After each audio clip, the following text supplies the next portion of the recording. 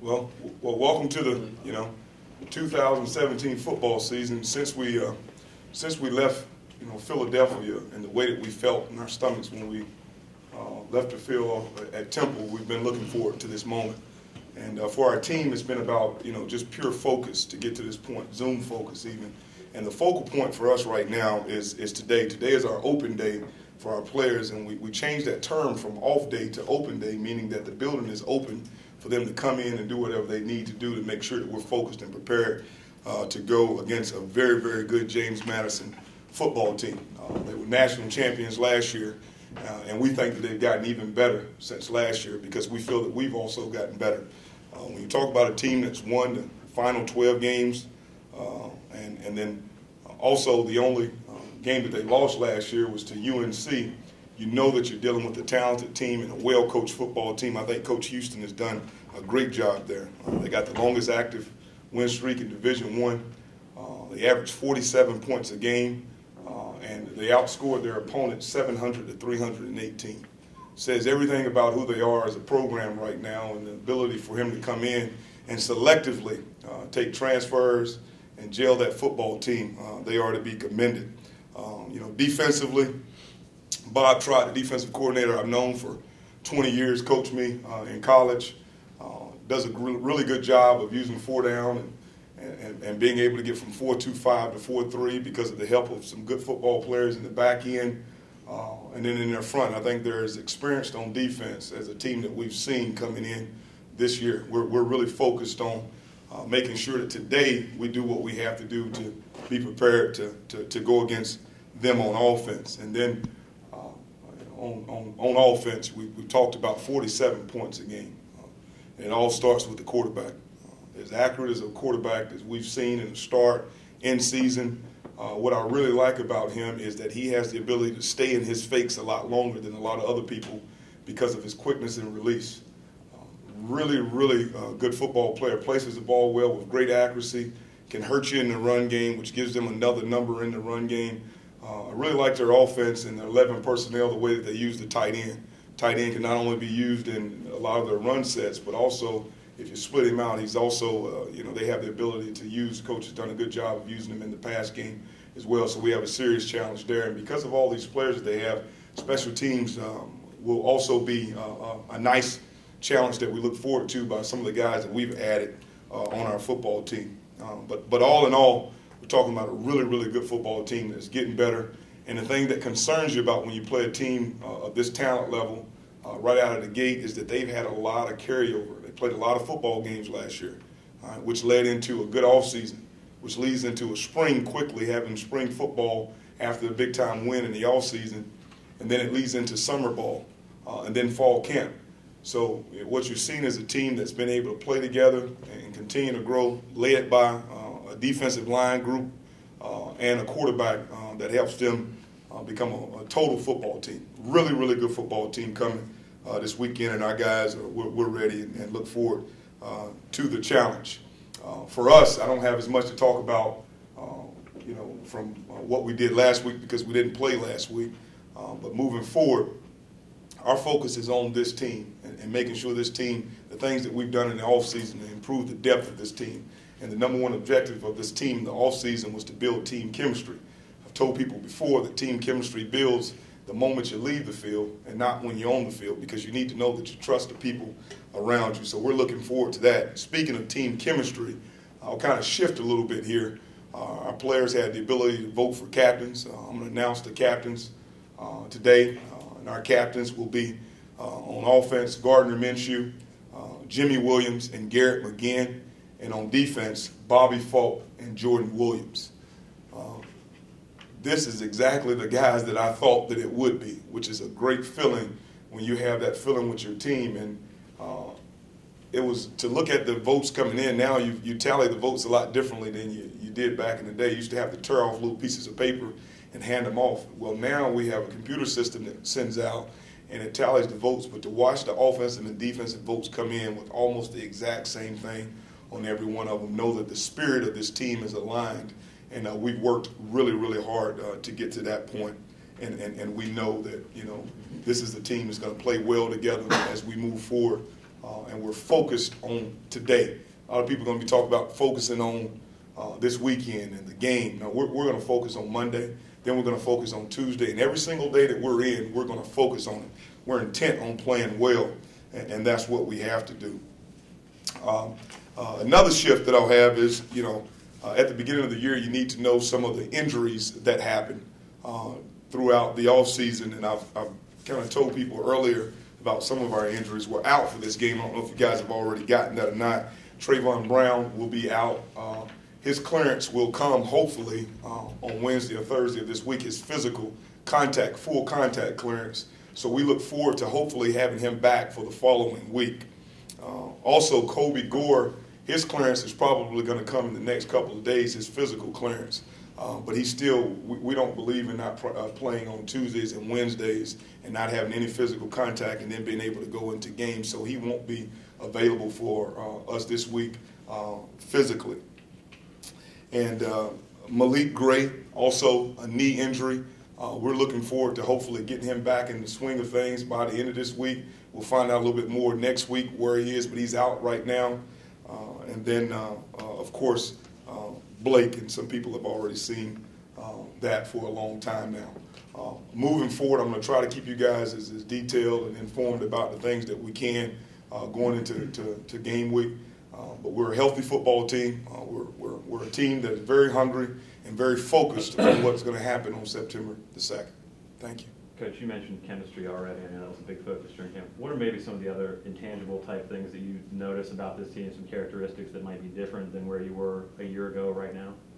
Well, one of the things that I'll tell you that really, kind of hit my heart is this team, usually when they get that Saturday, like the last Saturday off before, all of them want to, they want to go do different things, whether they want to go see their parents or they wanted to go hang out with their friends away from the team because they've been around. This year, they came to me, and I never saw it coming, all of them. They voted. They wanted to watch the fight all together. And when you get the whole team that says they want to do one thing on their only real weekend off, that's special. And that was offense, defense, all of our specialists. They were all crammed in there on top of each other, and they enjoyed each other. And that was probably, for a coach, that's not something I even thought about last year. Before a coach, for Gardner, and then our defensive captains that we didn't know were going to be captains at the time, to come and tell me exactly what they want to do on their day off, that was a special moment. Obviously, football is your biggest concern, but with Greenville Little League being the runner-up in the U.S. Championship, do you have a message to those kids as they come back to Greenville representing this area? We're so proud of you, Can't say how proud of you we are. You're already heroes, not only for young kids, but you're heroes for people like me that would like to relive the dream of playing in the Little League World Series. The other thing that I would say is just perseverance. And this is only going to make you stronger. I can't wait to see where they are next year. Some of those guys, of course, are moving on and growing up. And then to the coaching staff, I know exactly how hard it is to put it all together and to have parents work with you. And the parents, all the evenings that you give up and the weekends that you give up, but it's all worth it because this is a memory that they will always remember. Now, the one thing that I don't understand is that how we, the setup and how we lose, and that's it. And we won before, but I'm not gonna cry about it. But I was a little bit upset about it. We were at Meet the Pirates, and it was a special occasion because we had all the football fans in the stadium, and we were all watching you guys do the best that you possibly could. And, of course, it's a hurtful time for you when you lose in that situation, but you ought to be commended for the way that you played. Coach, what are the main differences, just generally speaking, in an FBS program and an FCS team, and how does Madison maybe move up a little bit as far as that goes? Well, scholarship numbers, the amount of people that you have, in the building sometimes can always be a little bit of a difference, but the reason why, one of the main reasons JMU has made a huge transition, even 3 years ago, 2 years ago, years before, one of the biggest things that you see is that they've been very selective in the process of the people that come out of the Power 6 group that they bring into their program. And they've been selective. You don't just take anybody. I know the people that they've brought in there, And some of them I've worked with, some of them I've coached, some of them I've watched throughout their program, some of them I've recruited, and they've been very selective. And the people that they've brought in, going back to Vad Lee, all those guys that they've brought in have been productive, but they've been great people. They've worked really great together, really well together, and they're humble. So a lot of people, you're just looking for talent. I think that what Coach has done, he's done a really, really good job of getting great players, great people from the Power 6 conference that can come in, have an immediate impact, but are humble enough to listen to coaching. I remember last year, the Western Carolina opener, how fired up you were when you ran out of the tunnel.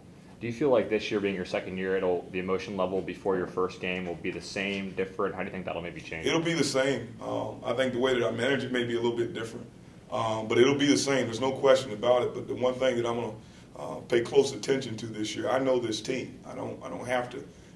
My emotion doesn't necessarily have to be the jump start anymore. We got a lot more self-motivated people than we had last year at this time, and I'm going to make sure that my emotion doesn't trump my intelligence. So I'll manage my emotion, but we'll be ready to go. I'll have a ton of energy when it comes this Saturday. This is a huge football game, huge football atmosphere we get to play in front of Pirate Nation. So if you were in my shoes, imagine how you feel.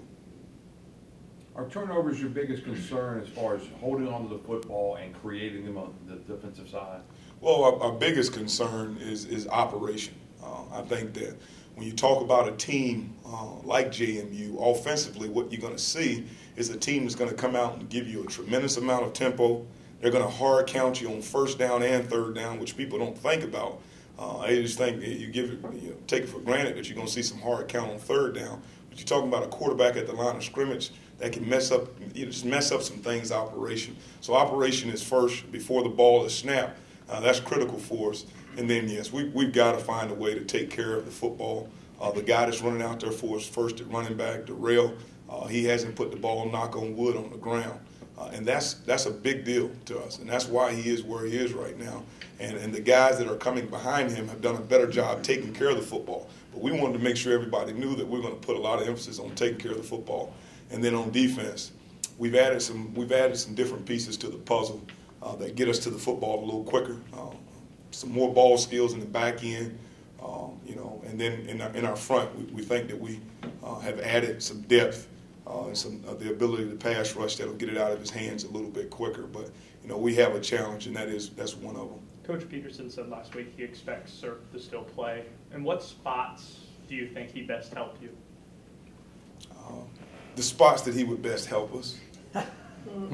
I can't really say, at this point in time where, how we feel about how to use him. I'm not far enough down the road to tell you exactly where we're going to use him.